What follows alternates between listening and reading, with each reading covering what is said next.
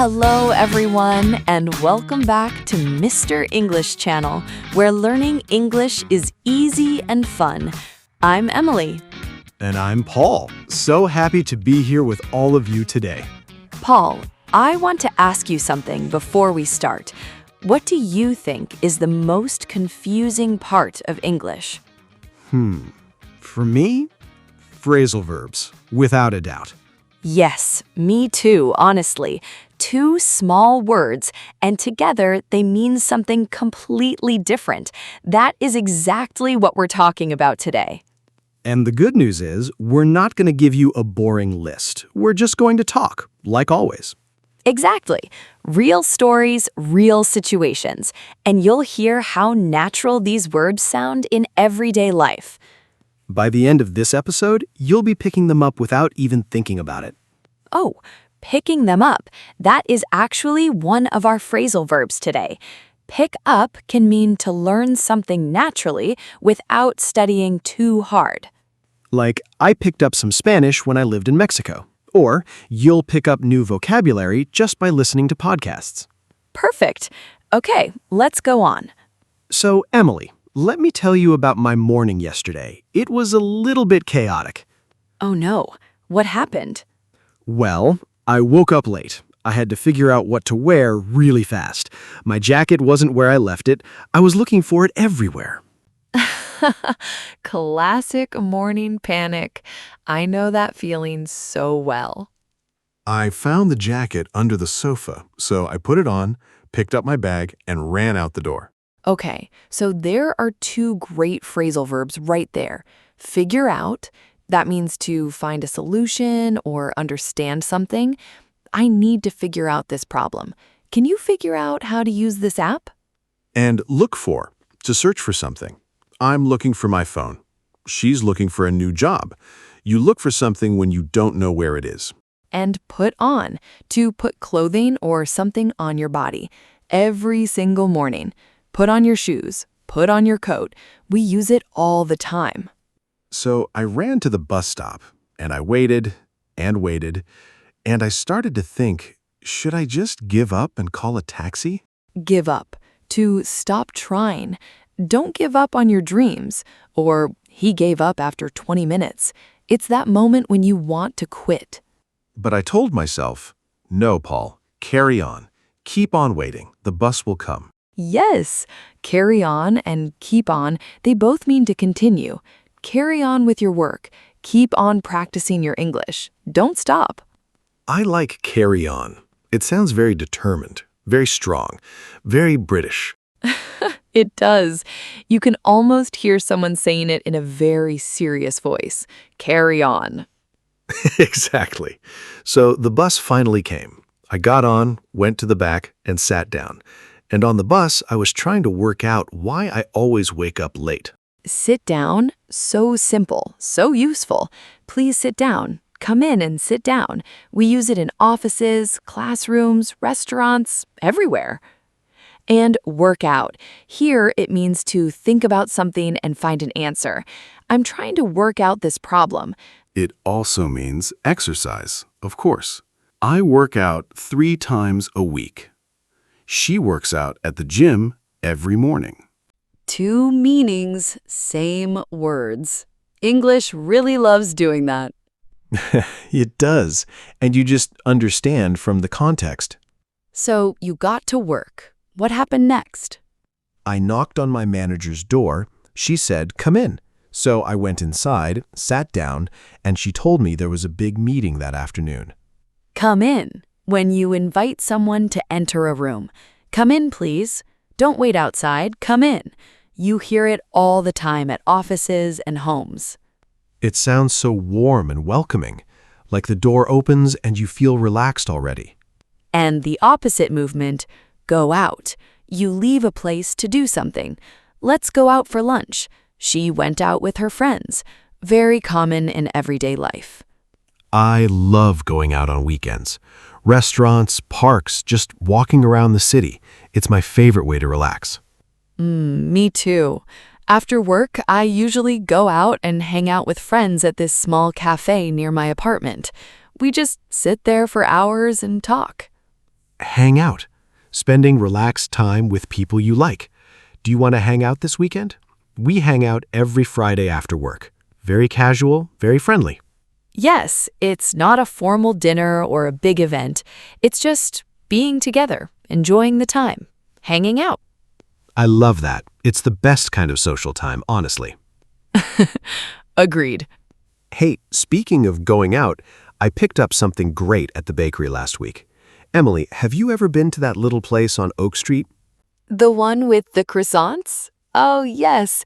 I always pick up something there when I go out for my morning walk. Pick up. Here it means to get or buy something quickly while you're already out. Can you pick up some milk on the way home? I'll pick up the kids from school. Very practical. Yes, it's one of those verbs you use every single day without even thinking. Pick up the bread, pick up a coffee, pick up your jacket from the floor. That last one, definitely talking about me. Maybe just a little. If you are enjoying this conversation, don't forget to like the video, subscribe to the channel, and share it with a friend who is learning English. It really helps us so much. And if you are still listening, comment Phrasal Verb Pro below. We love reading your comments. It really makes our day. All right, let's carry on. More phrasal verbs coming. Okay, so Paul, before we go on, I want to ask you about the gym because you mentioned you work out. How often do you actually go? Well, I try to work out 3 times a week. The plan is Monday, Wednesday, Friday. The reality is sometimes it's just once. Honestly, that's still good.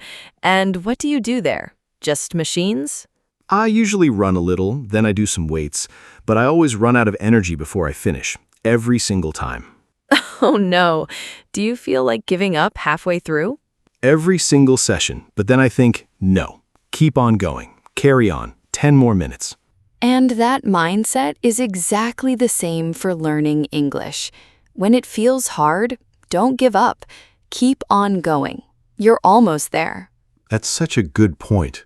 Learning a language and going to the gym, very similar in the beginning. Hard, uncomfortable, but then slowly, things start to work out. Work out. To find a solution or for things to go well in the end.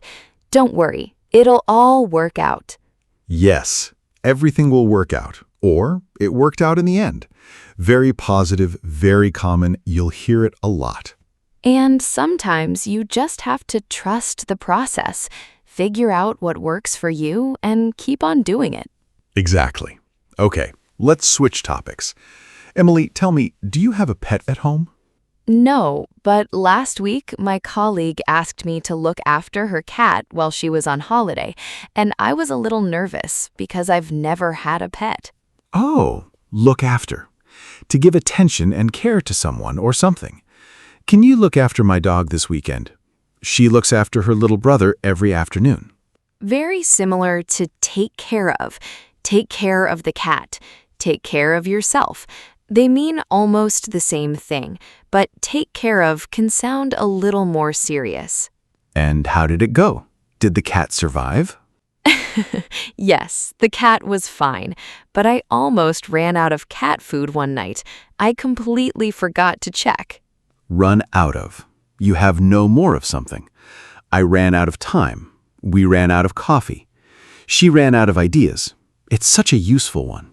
I use it all the time. I ran out of words. We ran out of milk. He ran out of energy at the end of the day. I ran out of patience once in a very long supermarket queue. I almost walked out. Oh no, but you stayed, right? I carried on. I kept on standing there. I survived. That is dedication. Okay, let me tell you about something else. Last Tuesday, I had to find out some important information for a project at work. What kind of information? Numbers, data, stuff I didn't have yet. My colleague found out the shop was closed early, so I had to look for another way to get the information. Good. Find out. To discover new information. I need to find out what time the meeting starts. Did you find out the results? It's about learning something you didn't know before. Different from figure out. Figure out is solving a problem with what you already have. Nice. So, I found out the restaurant is closed. That's discovering something. Now I need to figure out where to eat. That's solving the problem. Exactly. One comes before the other, in a way. First, you find out the situation, then you figure out what to do about it. I love that. In real life, that's exactly how it works. You find out your train is canceled. Then you figure out another way to get there. And you don't give up. You carry on. Always carry on. I sat down, took a deep breath, told myself not to give up, and just carried on. And I figured it out in the end. That's great. And that brings me to another one. Check out. Have you checked out that new documentary on the streaming platform? Everyone is talking about it. Oh, I haven't yet. Check out. To look at something with interest. Hey, check out this video. Check out the new cafe on the corner. It's an excited recommendation. Yes, and in a hotel, check out means to leave and pay. We need to check out by 11. Same two words, very different situation. Context is everything in English. That's why listening to real conversations like this one is so important. Okay, Emily, 2 more and we're done. Stand up and come back. Stand up, physically, of course. Please stand up. Everyone stood up when she walked in. At concerts, at ceremonies, at important moments. And stand up for yourself, that's defend yourself. Speak up. Don't stay quiet when someone treats you badly. Stand up for yourself. Such a powerful meaning. Very different from just getting out of your chair, but so important in real life. And come back to return somewhere. She came back from holiday yesterday. Come back tomorrow and we'll talk. When are you coming back? It's also emotional sometimes, right? Like, please come back can sound very heartfelt, very personal. It's the same 2 words, but the feeling changes completely depending on the situation. Oh, absolutely. Someone coming back from a long trip, that come back feels very different from come back to the shop and pick up your order. Exactly. Same words, completely different moment. And the last one, go on. Emily, go on. Go on. It means to continue. Go on. Tell me more.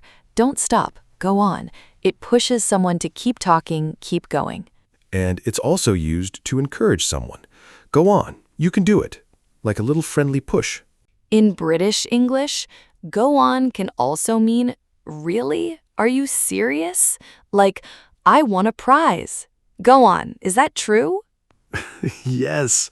One little expression, so many feelings. You hear someone say it, and you immediately understand from the tone. That's the beauty of natural English. And honestly, that's what makes phrasal verbs so interesting. They're not just grammar. They carry emotion, culture, personality. That is exactly why we make this podcast. So you can hear these expressions the way real people use them, in real moments, with real feeling. All right, everyone. We hope you enjoyed today's episode.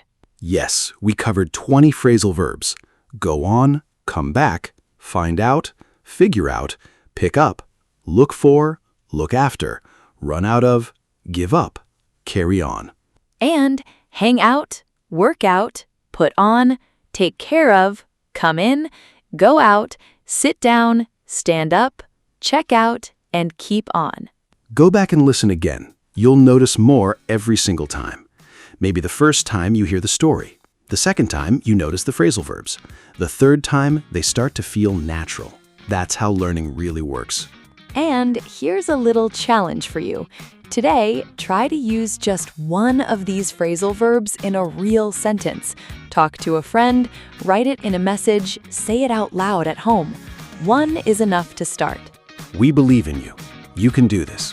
Don't give up. Keep on going. Don't forget to like this video, subscribe to Mr. English channel, and share it with a friend who is learning English. Your support means everything to us. Thank you so much for spending this time with us today. It really means a lot. Take care of yourselves, everyone, and we'll see you in the next episode. Bye for now.